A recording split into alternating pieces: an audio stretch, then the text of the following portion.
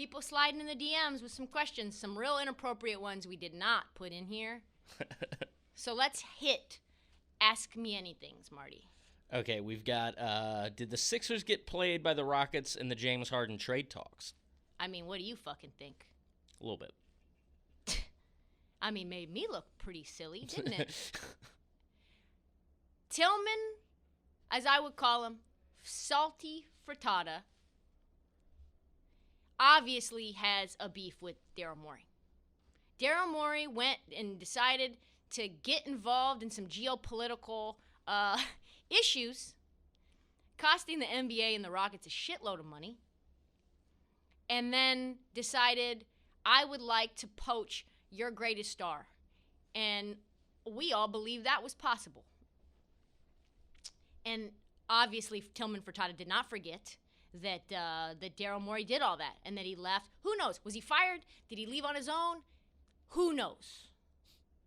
The relationship didn't end well.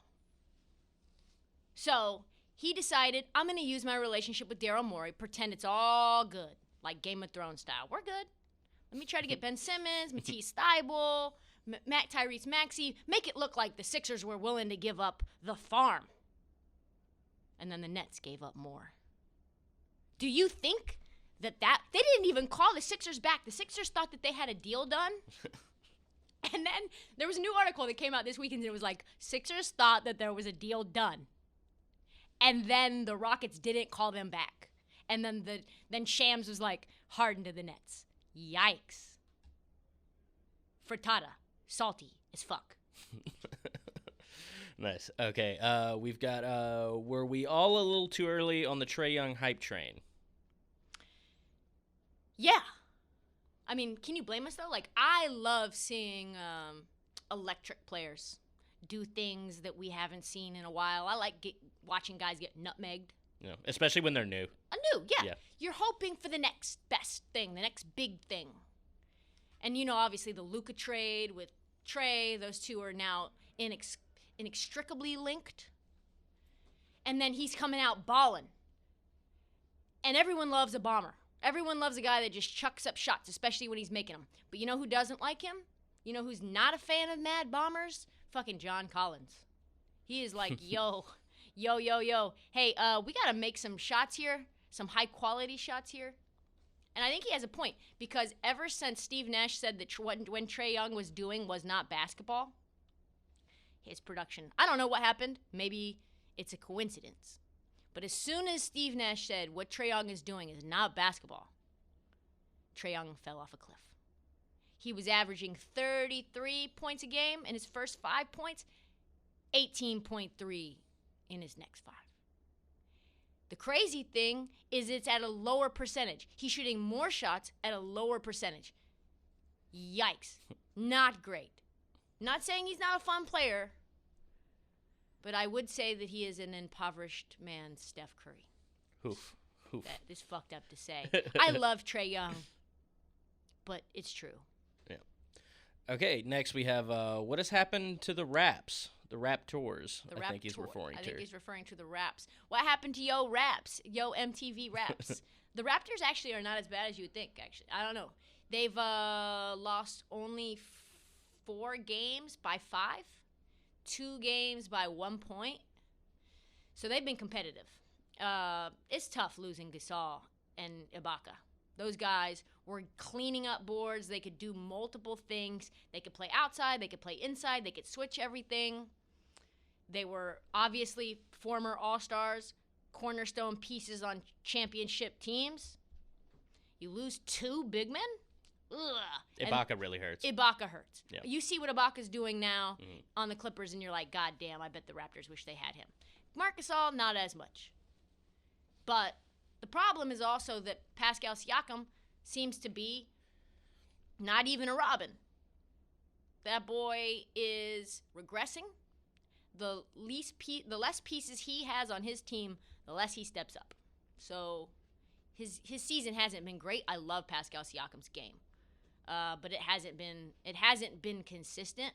On the plus side, I would say they've got Nick Nurse and Masai Ujiri, so they're elite. They're going to find new guys. They're going to develop new guys. They like to find those gritty, like undervalued players that are ready to compete now, like the Fred VanVleets, the Kyle Lowrys, guys who have chips on their shoulder. So I think they're going to be fine. Just doesn't appear to be this season. I think they'll probably make the playoffs, but they're not even close to contention. Yeah.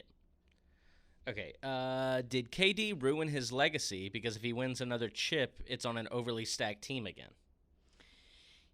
Why do people hate KD so much? They hold him to a standard that only LeBron gets held to.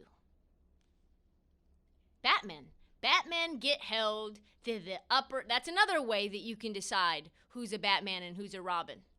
If you need to, if people, every time you win, people want to discount your win.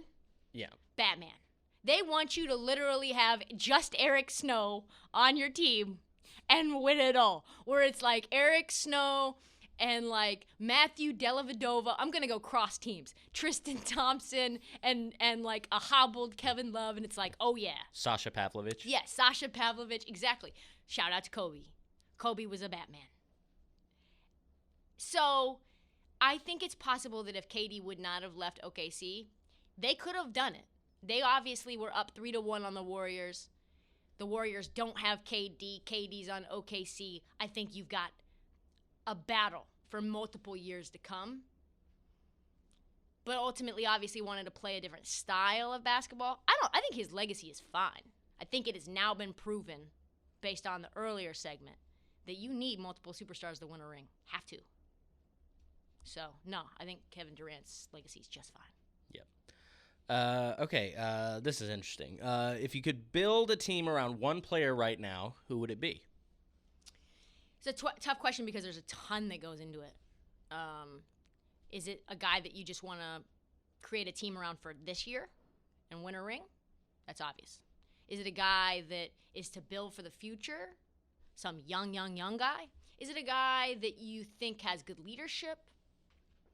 If you had to create someone as a combination of all of those things, this guy flies way under the radar.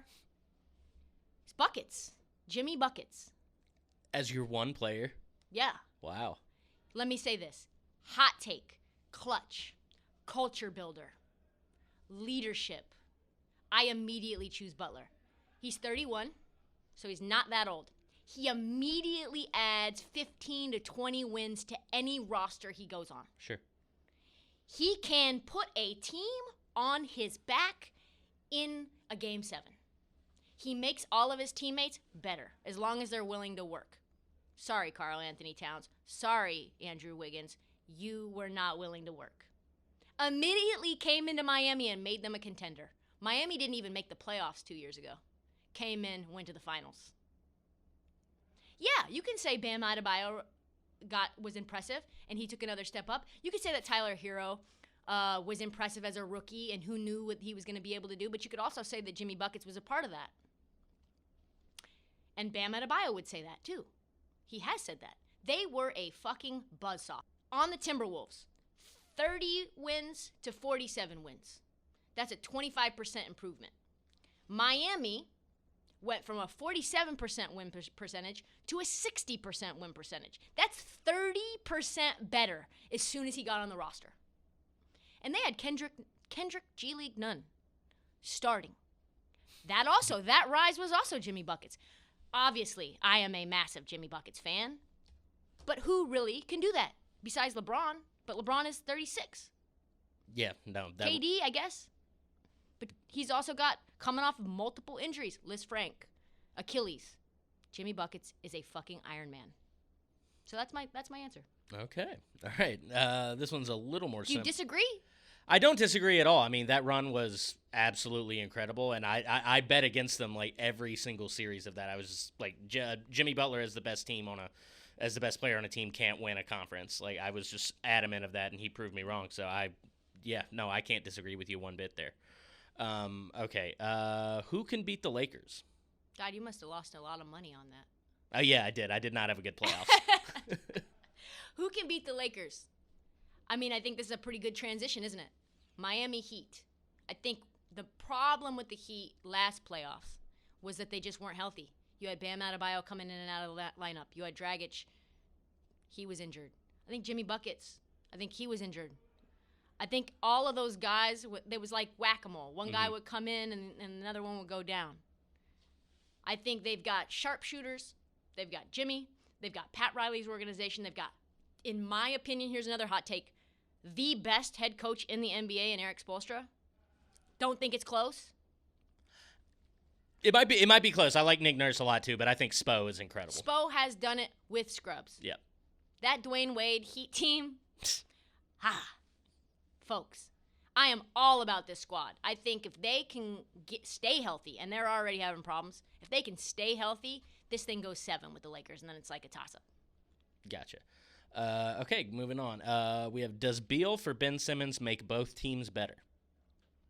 You know what's crazy is I was thinking about Bradley. I was thinking about let's start again. Sure. You know what's crazy is I was thinking about Ben Simmons and Russell Westbrook because that trade has been circulating, Beal for Simmons.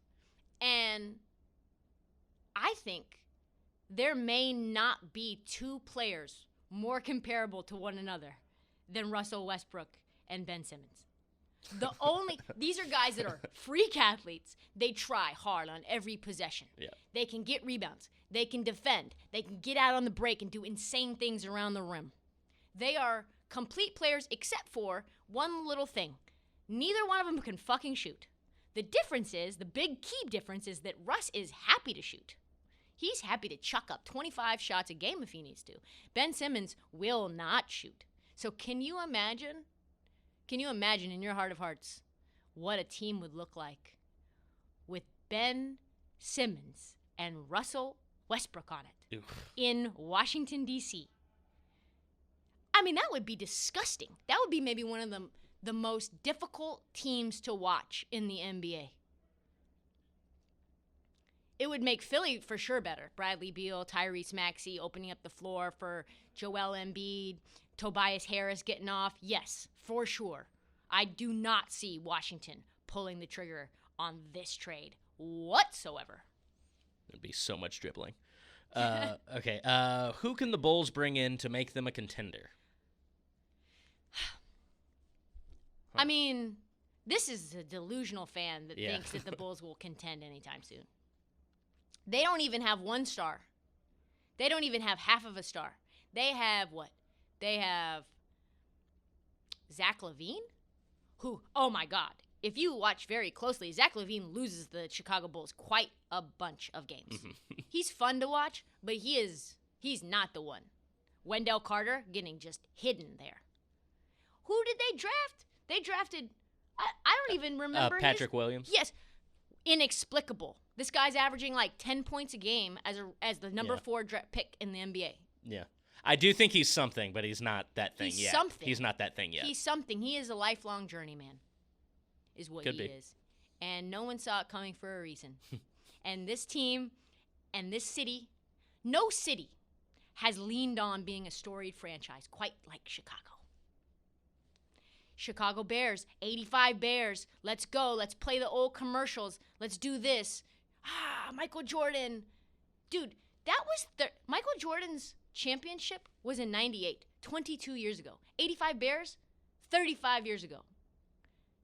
Almost no one on this Bulls team even remembers, has any conception of the Bulls ever winning a ring. So I think they are a long way from being a contender. I don't know. Go get KD and Kawhi. Go see what you can do.